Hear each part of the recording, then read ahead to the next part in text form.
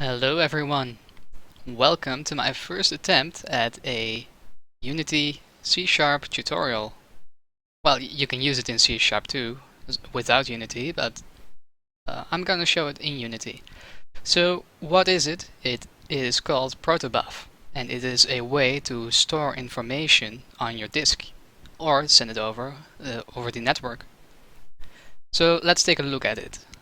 First, we've got to get the DLL. So we go to Protobuf-net. This is the .NET version of Protobuf. So we can go here, code.google.com. But we see that this is quite an old page. It's read-only. Google might not keep this around. This is an old coding platform from Google. But for now, it still works. So we go here to Protobuf-net R668. When we go there, we can here click on this link and download it. In here, we've got multiple files. We've got core only, full. I think we want to go to full because here is a folder called Unity. So this will work with Unity, but also the normal C#, whatever you use. This one targets .NET 3.0. The Unity version works on .NET just fine. So from here we can get the DLL. What you also can do is if you use NuGet, we can go here, because I am sure that this page will exist after, well, a couple of months. So you can always get it via this code right here, via NuGet, stupid name. There is a newer version, a alpha version. We're not gonna look at that because the release notes say this. I cannot stress how alpha this is. So, okay. I also want to point out that if we go to Protobuf without the -net, we come here, it seems like Google themselves are trying to make more of this. There is a C# section here, but when we want to download this, which is here at the bottom, we can download a binary for Windows. If we download that, come here, we've got an exe to install. And I'm not in the mood for doing that, so we're gonna keep it with this DLL. We could bring this one, yeah, why not? You, what are you? Sure? No. Okay. Ignore this one. So we've got these two files. You can also do it with only this one, but this one can make debugging simpler. So right now we can delete these two, and we're going to start a new Unity project. Let's see, okay. So let's create a new one. Let's call it Protobuf tutorial.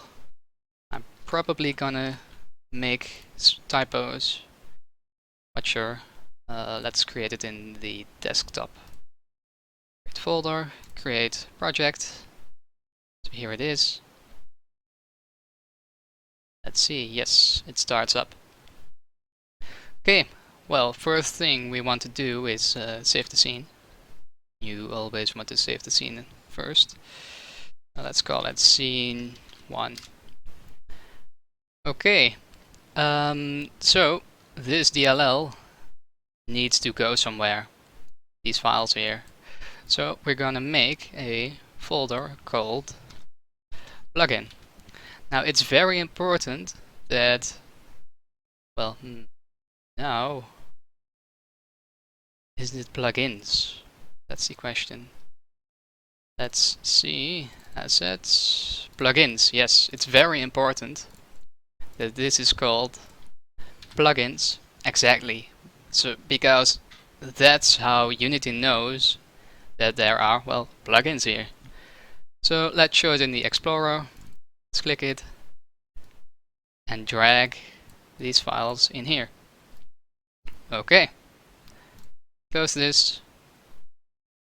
Just click Unity. Yes. Here we've got the DLL, and we can see these are the import settings. Right now we can use any CPU. Any OS is, I think, fine. No, only Windows.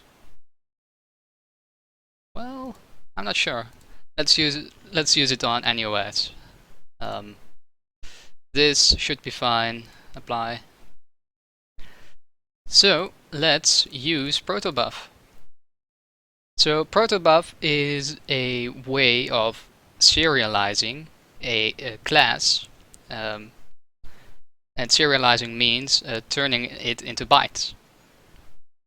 So first we have to make something that we want to turn into bytes. So let's create a script. Let's call it persons. Sure. Let's open it up. Open the C# project.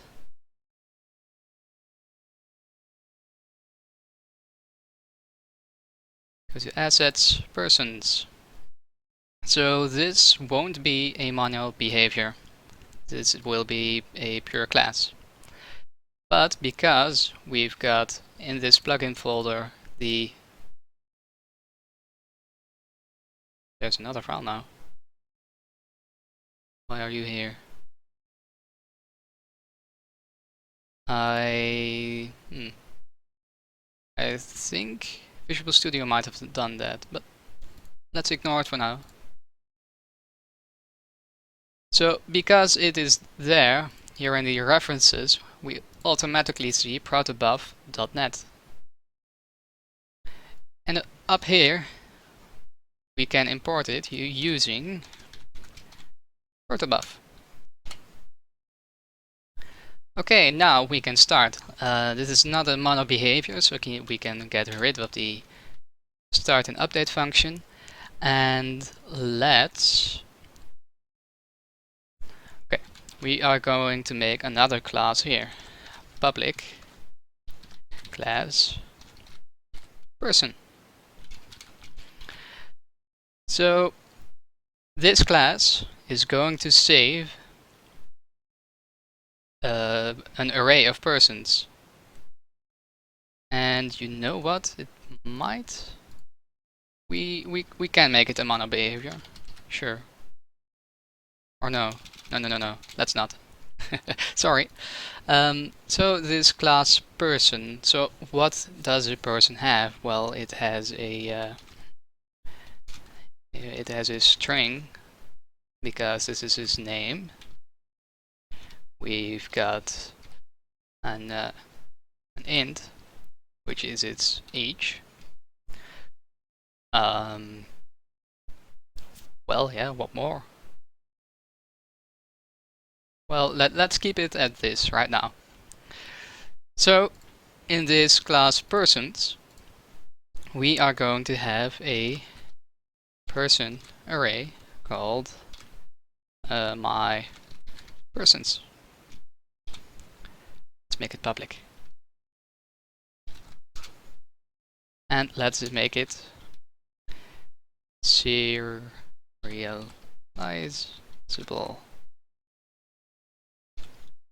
Let's use system, so Unity knows what to do. So we've got an array my persons.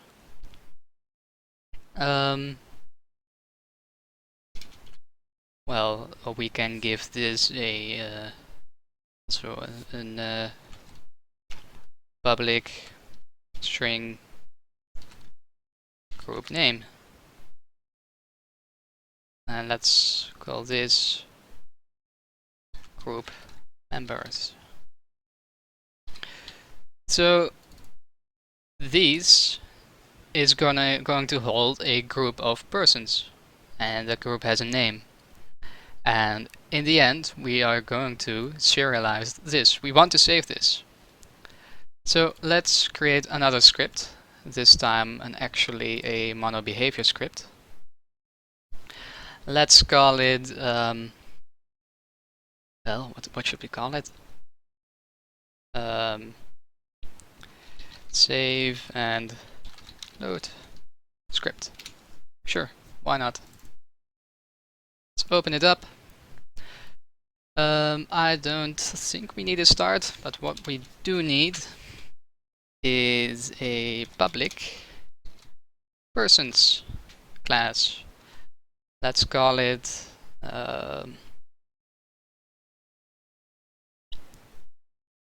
let's call this my group. Sure. So we can edit it in the editor. Also, person needs to be serializable, so we can see it in the editor. So when we go back, let's just grab our camera and drag this save and load script onto here. You can see here my group, which we just made. We can give the group a name. These are the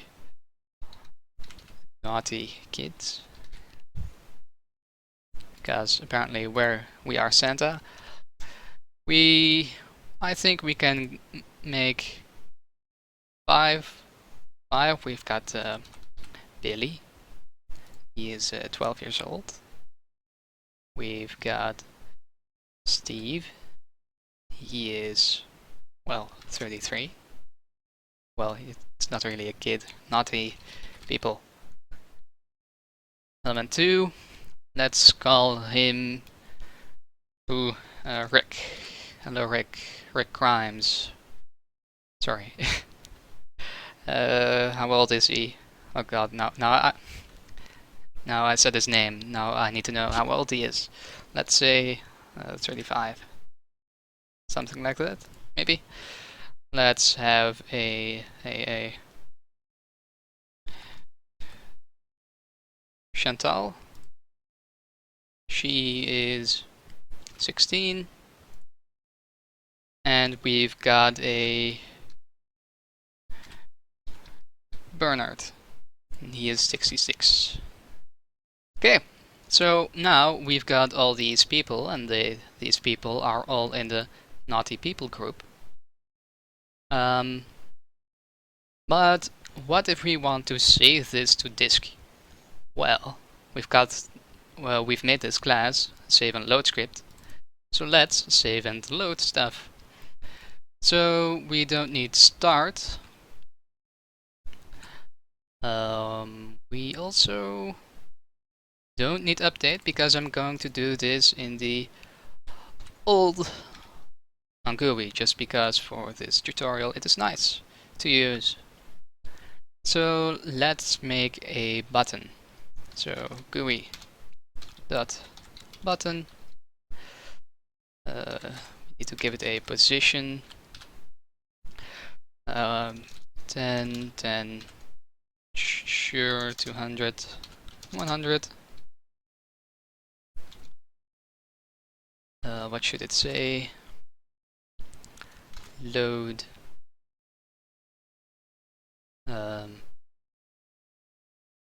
Load file. You know what? Load file 1. We're going to do this in an if statement. If you don't know what this all means, you don't really have to learn it, because it is old. It's very old. Well, not that old, but you shouldn't use it. So let's create a public string. This is called file1 path. So make it public so we can assign it in the editor. And if we want to load it, what we want to do is have we want to check if the path is not empty. So if string dot is null or empty, this is the file one path. We want to debug dot log error path is empty. Furthermore, we should check if the file exists and such things. You know what? Why not? If file, let's add system.io up here. If file dot exists, or rather, if it doesn't exist, also file one path. We want to debug another error. File doesn't exist. After these errors, we of course want to return. So now we make sure that the path is not empty and that the file exists. So now we can safely load the persons. So yeah, so we want to load file number 1. So what we do is my group is oh, we've got to use Protobuf here. Using Protobuf. Serializer. Serializer is a class within Protobuf, and here you serialize things. You can do all sorts of things here. You can do a lot with Protobuf, but I'm going to let you see the simple stuff. I've never used more than this, so we want to deserialize because we've got a couple of bytes on the disk that we want to load. What do we want to load? Well, we want to load an instance of persons, and we've got to give it a stream, and we can do this very simply. New file stream. We've got to give it a path. Well, that is file path one path, and the file mode we want to read it. Yeah. Wait, this is not. This is file access. We want to have a file mode. We want to open it and read it like this. And that's all. This entire line will load a file on file path 1 and put it in my group. Well, we of course need to save it. So let's copy this, make another button, make sure our we close off everything right. We want to save file 1. Let's make this, let's see, it is width height. So this should be 120. Okay. So we want to save it. Well, we want to check, of course, whether the path is empty or not.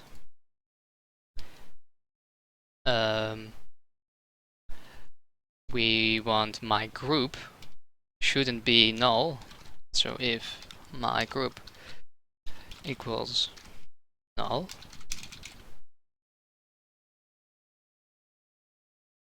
give another error. Let's see, what do we say here? value is null. And then we need to serialize some data. For this, I'm just going to... No, I'm not going to copy it. I have a cheat sheet on my left, so so I make less mistakes. So we want to save it. Well, we've got the serializer dot serialize. We want to serialize, well, an instance of persons. But now we need to give it a stream of the destination. So let's make that a stream. So we can use using. We are going to use another file stream. Let's call this stream. It is a new file stream with the path with the file 1 path. We need to write on it, and it is being wonky here. And file mode should be create.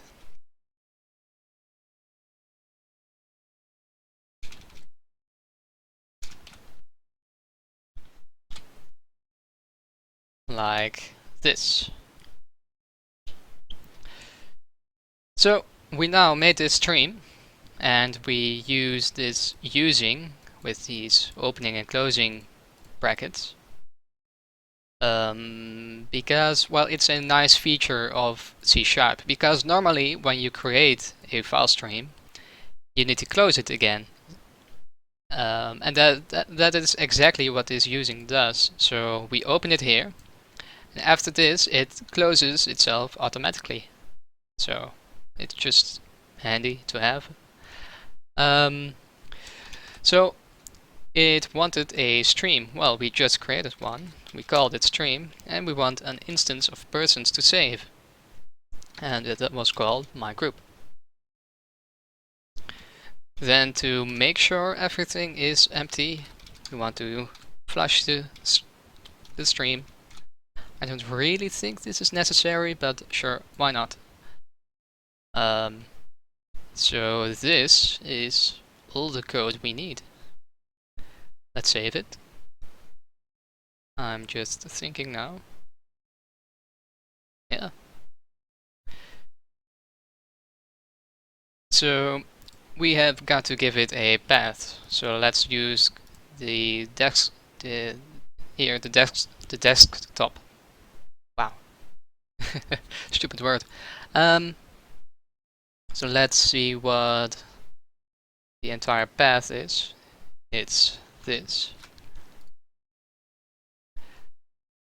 And we want to change this last bit to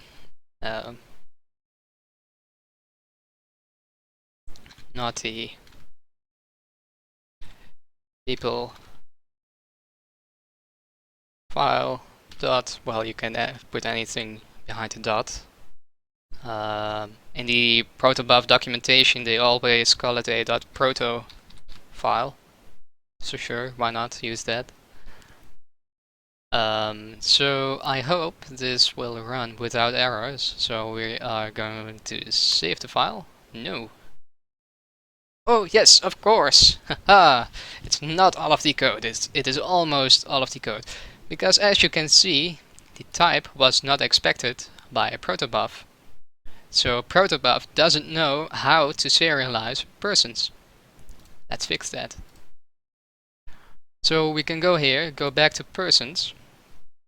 So Protobuf stands for protocol buffers. And the protocol, well, we need to decide what that protocol is. So let's make sure that Protobuf knows how to serialize persons. So we've got to give this an attribute called proto member. No. Proto contract. That's it.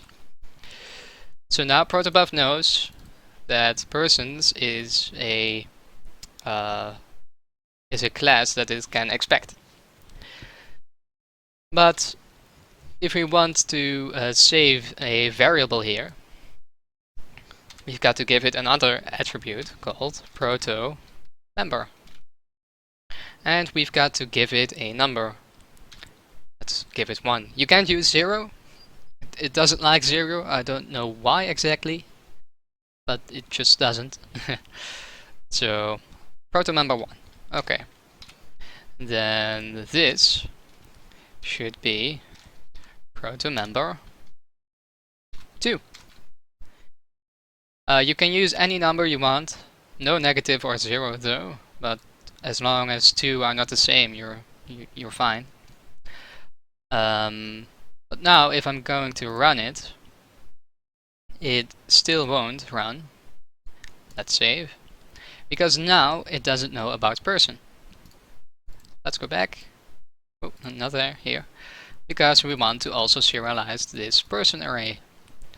So this person also has to have a proto contract, and these variables have to have a proto member. This can be 1 again because it is a member of this contract, and this one is a member of this contract. So it all works out. Let's give this 2, this is 2. Protobuf already knows about all the basic types, so it knows how to serialize an int and a string. So that's alright. Okay. Now, I believe we can save the file. And if we look on my desktop, we've got here the file. Naughty people file.proto. We watch, we look in it. You can't see all the strings, so it has saved properly. For the rest, well, we can't really see much, but sure. We have saved it. So now, how do we test whether we can load it? Well, if we just erase the group members and erase the name when we press load, it has loaded them all up again. So that's cool, right? And really, that's it. There was one thing though, like I said, Protobuf knows of all the basic C# types, but it doesn't know about all the Unity types. So how do we fix that? Because let's say we want to give every person also a public vector3 because we want to know what his position is. Well, of course, we've got to give it a proto member attribute. This is the third. So now we can go to the editor. And give everybody a position. So let's keep it easy. This is 1, 1, 1, 2, 2, 2, 3, 3, 3, 4, 4, 4, 5, 5, and 5. What if we play it right now? Because a vector3 is essentially 3 float values. If we want to save it, then there is no serializer defined for a vector3. Okay, so how do we fix that? Well, we put these attributes there. But we can't access the vector3 class, or struct, I think it is. We can't access it, so we can't put these attributes above it. Well, Protobuf has thought of that, so we've got to make a void start here. So if we want to load the vector3, we can use that in a annoying way, but it does work. So first we want to check if the vector3 is already defined, because we don't want to define it 2 times. So we go here to the Protobuf. We go here to the Protobuf. It has another namespace called meta, and we've got the runtime type model. Whew. We've got the default, and in that default we check if is defined a type of vector3. Okay. If I didn't have the cheat sheet, I wouldn't remember this line. But make sure it's typed there correctly. So yeah, you can change the runtime type model, so you can have multiple options and yada yada yada. But that's difficult. We don't need that. So we now check if vector3 is not defined because I've put a not operator there. So if it is not defined, we want to add it. So we again need to go here to the default runtime type model, and we need to add. So we need a type, and it is the type of vector3. And we do not apply default behavior, although I don't really remember what it's for, but sure. Yeah, sure.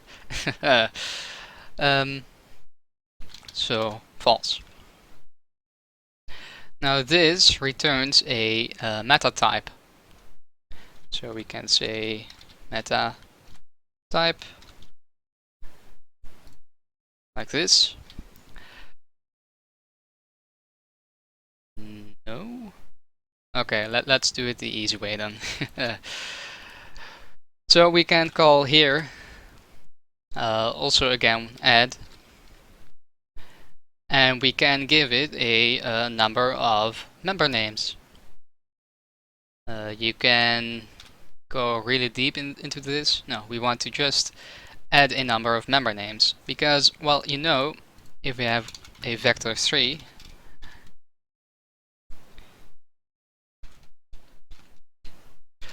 the vector3, the